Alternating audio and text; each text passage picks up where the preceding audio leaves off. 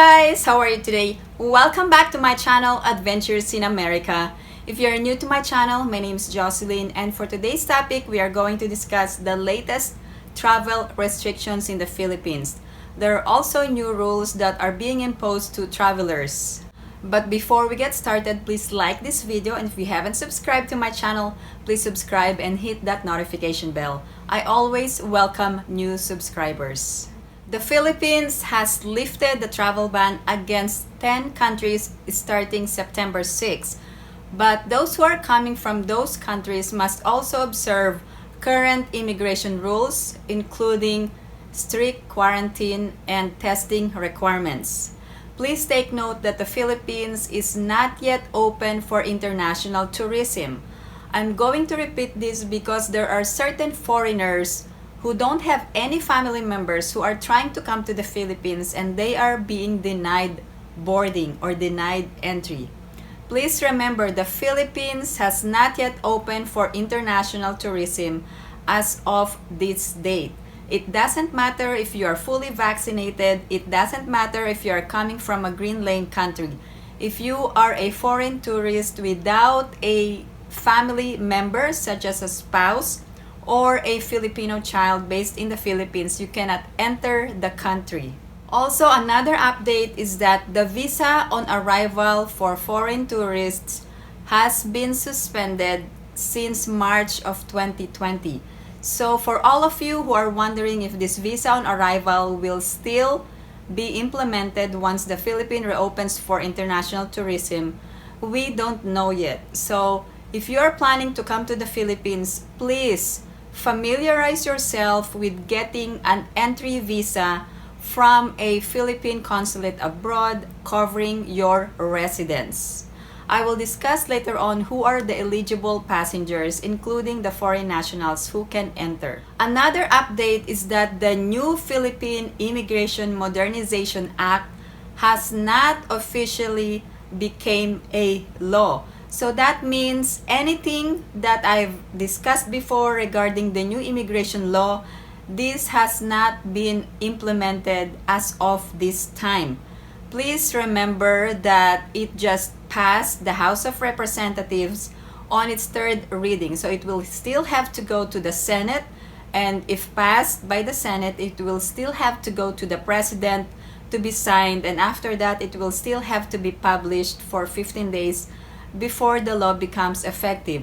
But please remember that the new Immigration Modernization Act could be passed anytime this year or early next year. So I will provide you more updates regarding that if there are any changes or movements from the Senate going to the President for signing into law. Due to the COVID pandemic, the visa-free privileges for all foreign nationals has been suspended since March of 2020. However, there are certain foreign nationals who can still enter the Philippines. Here are the eligible passengers to the Philippines. First, Filipinos. Filipinos have the right to travel. Because there is no more travel ban, all Filipinos can travel to the Philippines. Second, dual citizens. Dual citizens are those who possess another citizenship and can come to the Philippines provided they must have a foreign passport or a Philippine passport, or if there's no Philippine passport, must bring the dual citizenship document. There are 3 pages to the dual citizenship documents. Another set of passengers are former Filipinos. Former Filipinos can travel to the Philippines whether traveling alone or whether traveling with their foreign spouse or foreign children. If traveling with a foreign spouse or foreign children, the foreign spouse and foreign children can also avail of the Balikbayan visa, which is valid for 1 year visa-free in the Philippines. Here are the only foreign nationals who can travel to the Philippines provided you secure a valid and existing visa at the time of your entry. First, if you are a foreign spouse and your Filipino spouse in the Philippines, you must have an entry visa from a Philippine consulate abroad.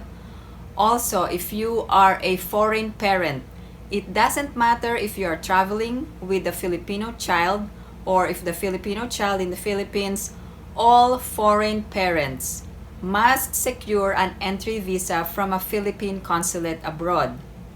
Another set of foreign nationals allowed are children or foreign children with special needs of Filipinos. The foreign parent must have a visa, and also foreign parent of Filipino children with special needs regardless of age. This foreign parent must have a valid visa. Other foreign nationals are accredited foreign government and international organization officials and their dependents, foreign airline crew members, foreign seafarers with 9C visa, and also immigrant visa holders 13A, 13B, 13C, 13D, 13E, and 13G. And another type of special resident and retirees visas are also eligible to travel in the Philippines. Now, let's talk about the quarantine procedures. If you are vaccinated in the Philippines and if you are coming from a green lane country, the pre-booked hotel can only be for 7 days. However, if you are unvaccinated or if you are not coming from a green lane country, your hotel booking should be for 10 days. Please remember, a pre-booked hotel quarantine is required before boarding the plane. Otherwise, you will be denied entry. There are also new rules regarding the traffic light system of countries such as those coming from yellow list or red list. Discard or ignore these rules. Please remember that the green list or the yellow list or the red list, I think the government is just putting more rules that are more confusing. Please remember, always pre-book your hotel for 10 days because the green list is always changing. Another new rule is that all passengers to the Philippines must have a negative PCR test before flying to the Philippines. Also, Filipinos will have a free RT-PCR test when you arrive. All other foreign nationals must pay for a RT-PCR test when they arrive. I will repeat, there is now a new rule of providing or getting a negative test before flying to the Philippines, and you must secure this 48 hours before flying. Another new rule is that you must register at least 24 hours through the Onehealthpass, and this is for quarantine purposes. Here is the quick checklist of requirements before traveling to the Philippines. Number 1, you must pre-book your hotel either for 7 days or 10 days depending on your vaccination status, or depending if you are coming from a green lane country. Just to have that peace of mind, please pre-book your hotel for 10 days. Also, if you don't have a pre-booked hotel for 10 days, you will be denied boarding.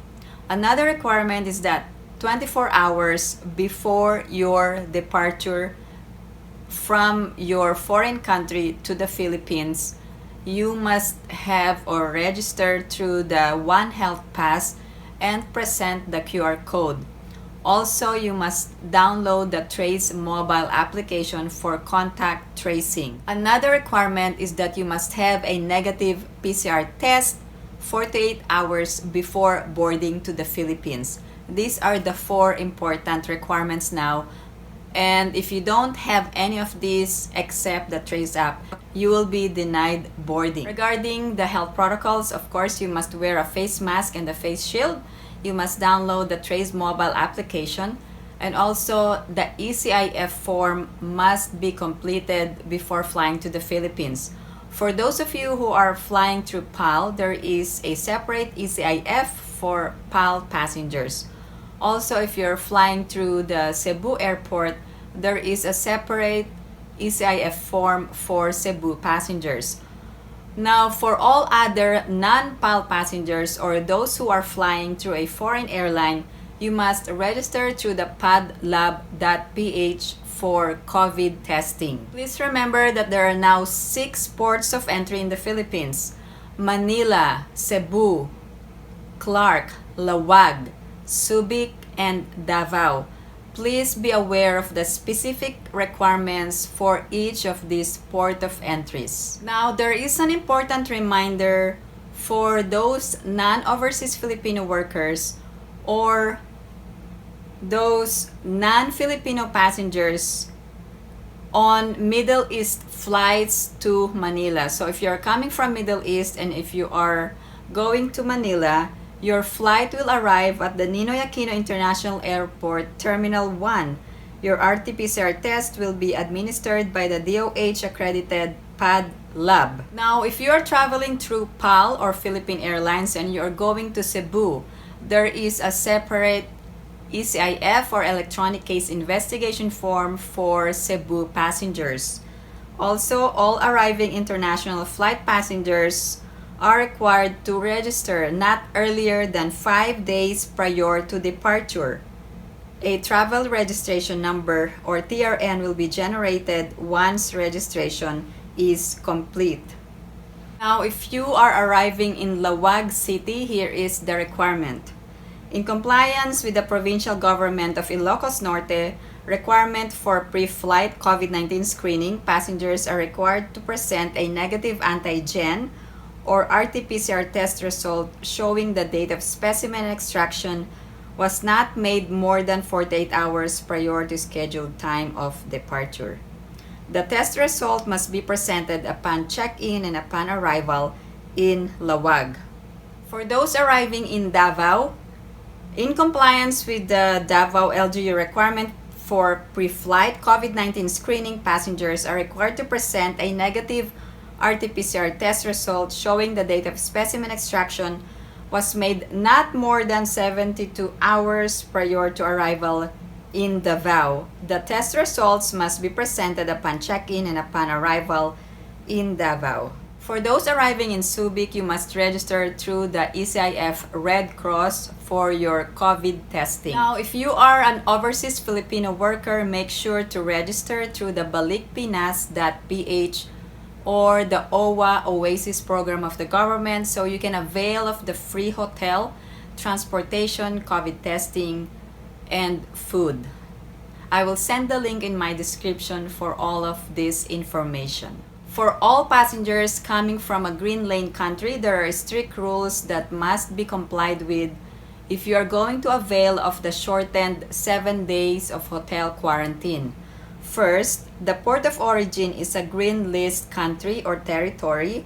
Number 2, you must stay exclusively in a green list country in the last 14 days prior to arrival in the Philippines. Number 3, you are fully vaccinated whether in the Philippines or abroad. And number 4, the vaccination status can be independently verified or confirmed by Philippine authorities as valid and authentic upon arrival. Now, if you are coming from a green lane country and you tested negative, you will be released on the 8th day and you should continue your home quarantine for the remaining 7 days at home. Now, there is a strict requirement regarding vaccination verification. Now, here are the rules. First, for overseas Filipino workers and their spouse, parents, and or children traveling with them, including the foreign spouse of an overseas Filipino worker, you must secure a certification from the Philippine Overseas Labor Office in the country of origin. Now, for Filipinos and foreigners fully vaccinated in the Philippines, either the LGU or hospital vaccination card or local government unit issued vaccine certificate, provided this can be verified or confirmed by border control authorities or BOQ issued international certificate of vaccination. Or if you are a Filipino and a foreigner fully vaccinated abroad, the certificate of vaccination issued by the health authorities of the place of vaccination must be independently confirmed or verified by Philippine authorities as valid or authentic. Now, this international vaccine certificate or certificate of vaccination must be presented to the Bureau of Quarantine for verification. Now, here are the updated list of green lane countries.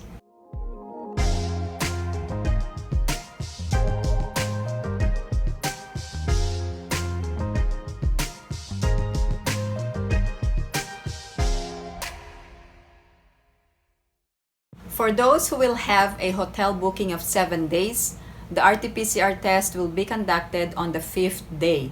Now, for all other passengers who pre-book their hotel for 10 days, the test will be conducted on the 7th day and the results will be released on the 9th day. Everything that I've discussed today in this video, I will provide the links in my description. Again, guys, if you are planning to travel to the Philippines and your travel is really not essential, please postpone or delay your travel. Again, for all of you who recently traveled in the Philippines, please share your travel experience and let us know what you think of the travel restrictions. Also, you can include your local government unit and also the travel restrictions pertaining to the local area. Again, thank you guys for tuning into my channel. If you have any other questions or comments, please post them down below and I will get back to you as soon as I can. Again, thank you guys for tuning into my channel. I hope everyone is staying safe and have a great day.